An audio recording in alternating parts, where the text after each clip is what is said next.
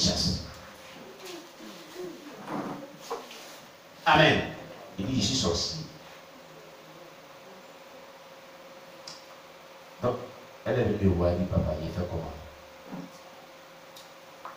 Or, nous pourvoirons à ses besoins et je dois pourvoir à ses besoins. Un tel homme, je dois lui donner quelque chose.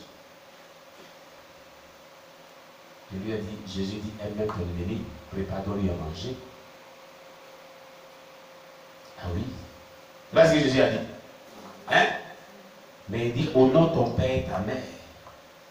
Et tes jours se prolongeront sur la terre. Elle n'a pas écouté mes conseils. Mais elle est rentrée en guerre. Des haines envers lui. Ça l'a emporté. C'est ça. Ça l'a emporté. La mort. Au contraire, aime-le. Le lendemain de nos campagnes d'évangélisation, le dernier jour, le lendemain, une femme est venue me voir. C'était ça son problème. Elle dit, mon père, il ne savait pas qu'il était sorcier, il était en vie. Et celui qui m'empêche, quand tu vois là-dedans une belle femme, une belle maman, qui doit être dans un foyer en tant que telle, mais aujourd'hui n'est pas dans un foyer. Elle dit, quand tu as dit hier à la campagne qu'on doit aimer les sorciers, on doit aimer nos ennemis, ça m'a choqué. Moi, personnellement, sur ces choses que tu vois, ça me choque. Parce que mon père, c'est lui qui fait que je souffre. Il a dit, il a le sorcier de ma vie. Et je suis chez lui. Depuis que je suis rentré dans la maison, je dis, mon père, je n'arrive plus à prier. Je suis assoupi, je ne fais rien. Je suis malheureuse. Il a dit que c'est lui qui a chassé tous ceux qui veulent me marier. Il m'a ruiné. Je suis malheureuse. Et je dois l'aimer comment? Dis-moi comment il a eu. Elle était en colère. Alléluia. Je lui ai dit, bien aimé, tu dois l'aimer. Tu dois l'aimer. Amen. Tu dois l'aimer. Aime-le. Jésus dit d'aimer nos ennemis. Aime-le. Mais n'empêche que tu combattes l'esprit qui l'anime. C'est tout. Si on n'aimait pas, si Dieu n'aimait pas, Dieu n'aimait pas nos ennemis. Les pasteurs, quand seraient délivrés?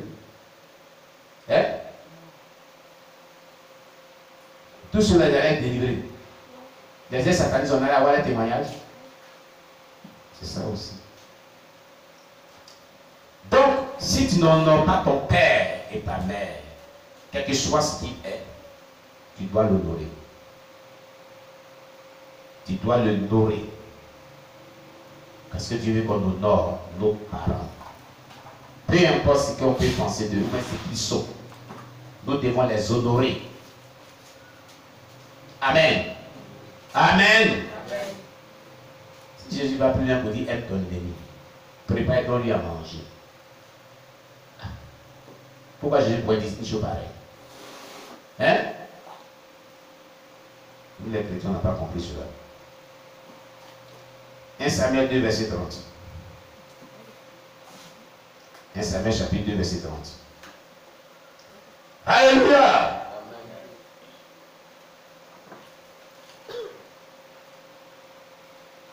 Gloire à Jésus. 1 Samuel chapitre 2, verset 30.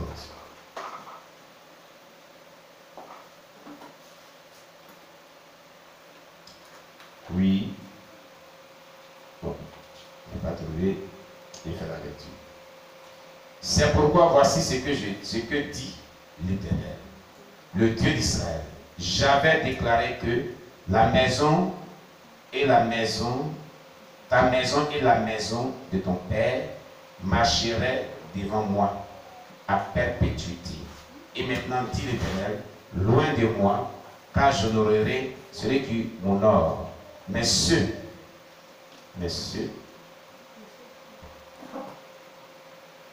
alléluia,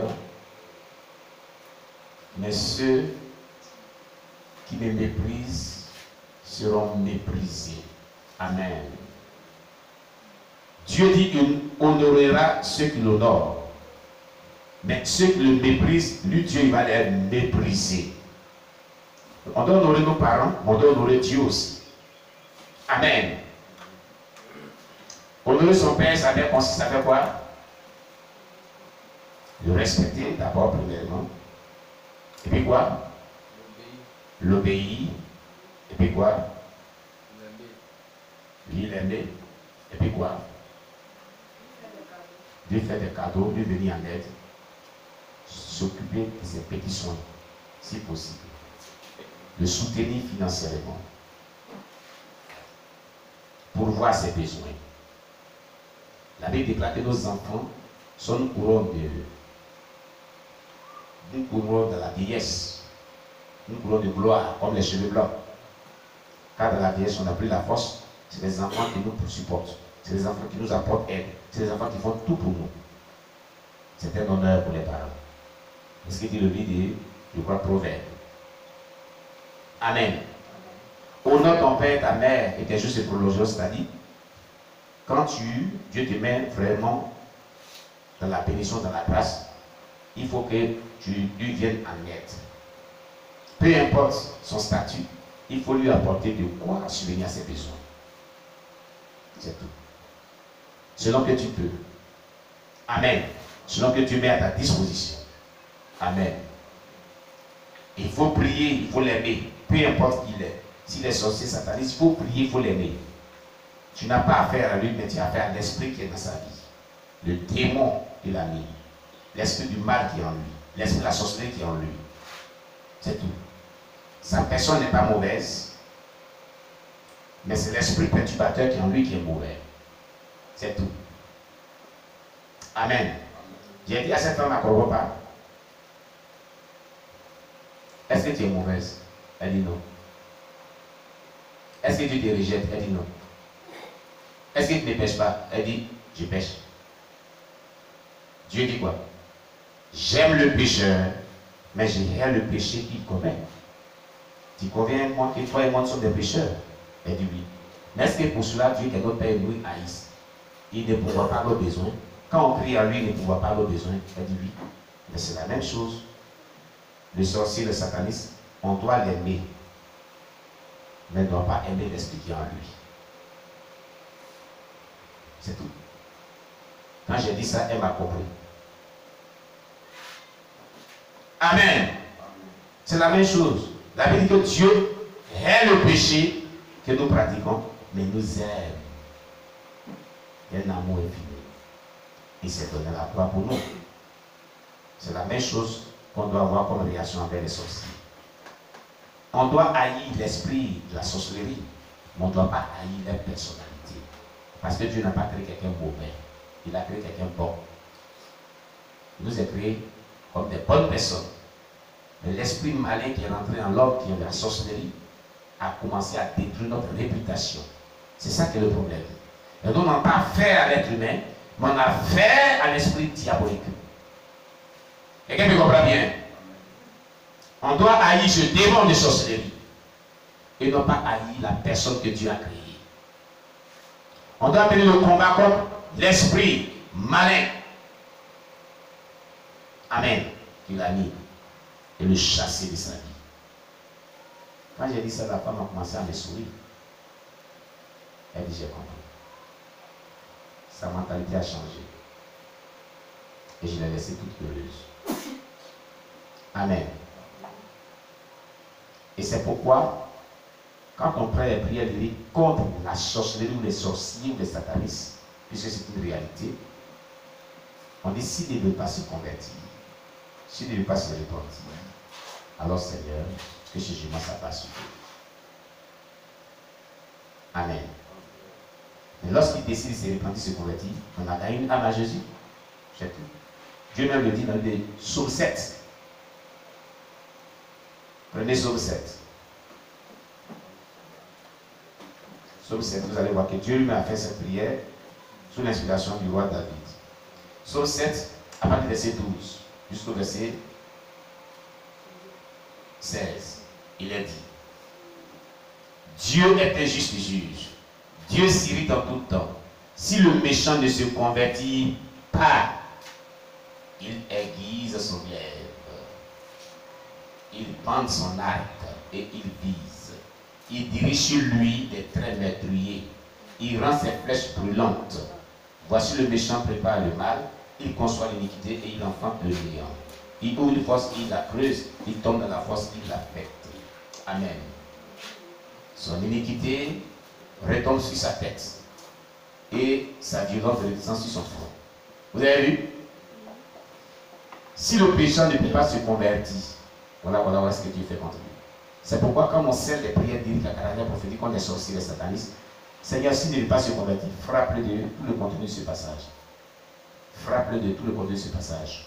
Voilà pourquoi il faut préciser, il faut canaliser la prière de cette manière. Parce que Jésus est mort aussi à la croix pour eux. Amen. Amen. Maranatha. Alléluia. Bien, les autres passages, vous les lirez à la maison. Amen. La salle de la bonté. La bonté.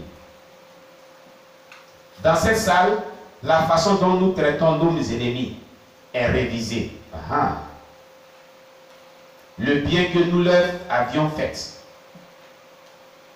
La mise en parenthèse, le bien qu'on a fait à nos ennemis est révisé. Ton ennemi, c'est ce qu'il disait tout à l'heure. Jésus dit, si ton ennemi a faim, prépare, donne-lui à manger. C'est comme tu amasses sa tête des braises ardentes de charbon. C'est pas ce que Jésus a dit. Alléluia. Dans la salle de la bonté, Kingsley Bali nous dit, la manière dont il traite ton ennemi, entre parenthèses, le bien que tu as fait à ton ennemi, c'est là révisé au ciel. Vous qui n'aimez pas faire du bien à vos ennemis, là, vous allez voir clair dans cette affaire. Ton ennemi, c'est le mal seulement. Tu entends le mal seulement. Le mal seulement. Le mal seulement. Le mal seulement. Ça t'attend là-bas, le mal que tu lui fais. Ça t'attend.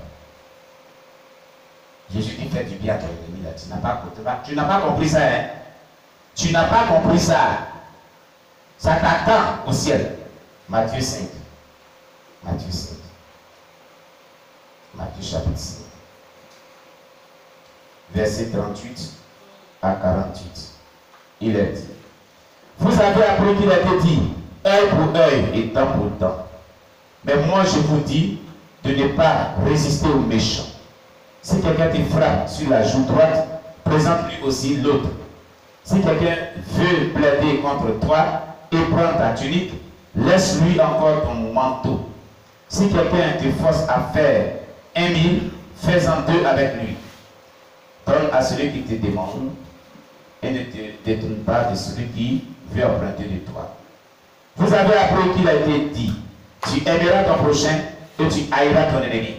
Mais moi je vous dis, aimez vos ennemis, bénissez ceux qui vous maudissent, faites du bien à ceux qui vous maltraitent et qui vous persécutent, afin que vous soyez fils de votre Père qui est dans les cieux, car il fait lever son soleil sur les méchants et sur les bons, et il fait pleuvoir sur les justes et sur les injustes. Si vous aimez ceux qui vous aiment, quelle récompense méritez-vous? Les publicains aussi n'agissent-ils pas de même? Et si vous saluez seulement ceux qui vous saluent, et vous saluez seulement vos frères, pardon, que faites-vous d'extraordinaire? Les païens aussi n'agissent-ils pas de même? Soyez donc parfaits comme votre Père Céleste est parfait. Ce qui manque à ce que tu sois parfait, c'est tout ce que Jésus vient de dire. Si tu veux être parfait, il faut accomplir tout cela envers ton ennemi, faire du bien sur ton ennemi. Tout ce qu'il a dit là, il faut faire ça. Sinon, si tu ne le fais pas, tu n'as pas encore atteint la perfection de Dieu. Voilà comment on atteint la perfection de Dieu selon ce texte. Aimer ton ennemi, faire du bien à ton ennemi, prier pour lui, intercéder pour lui, rien que le bien pour ton ennemi. Tout le bien que tu auras fait à ton ennemi sera jugé dans cette salle. Si ton bien est examiné et n'a pas été bien, et c'est le mal, tu seras condamné pour l'enfer. Ce n'est pas seulement à nos ennemis, mais aussi à toute personne connue de nous et celles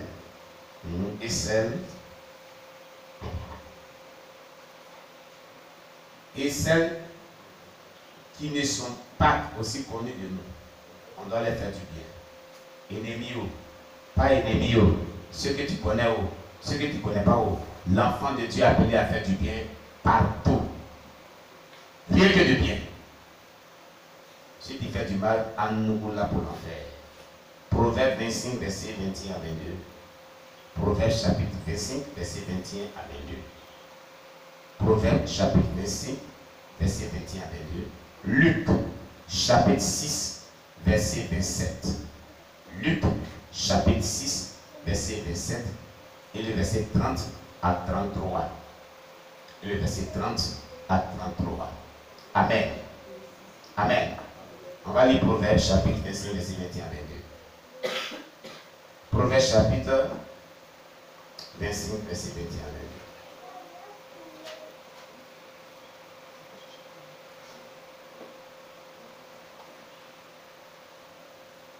Amen. As-tu trouvé? Vas-y.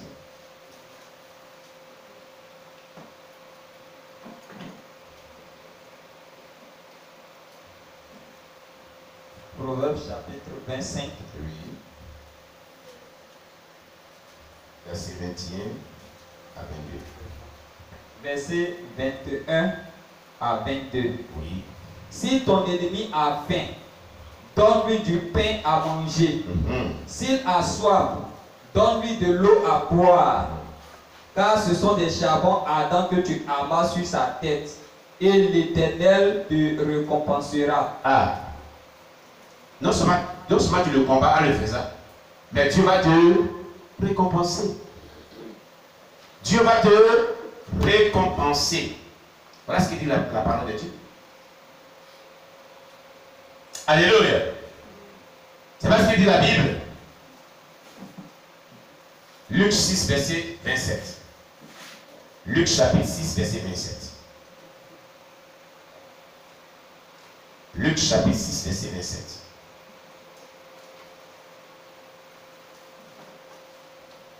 Luc chapitre 6, verset 27. Il met charbon de feu, ardent charbon dans sa tête, en lui faisant du bien. Ah bon. Luc chapitre 6, le verset 27. Oui. Mais je vous dis, à vous qui m'écoutez, aimez vos ennemis, faites du bien à ceux qui vous haïssent. Et le verset 30 à 33. Le verset 30 à 33. Donnez à quiconque te demande et ne réclame pas ton bien à celui qui s'en empare. Ce que vous voulez que les hommes fassent pour vous, faites-le de même pour eux. Si vous aimez ceux qui vous aiment, quel gré vous en sera-t-on? Les pécheurs aussi aiment ceux qui les aiment. Si vous faites du bien à ceux qui vous ont fait du bien, à ceux qui vous font du bien, quel gré vous en sera-t-on? Les pécheurs aussi agissent de même. Amen. Voilà ce que Jésus a dit. Ce sont les propres propos de Jésus. Amen, amen. Alléluia. Voilà ce que Jésus nous demande.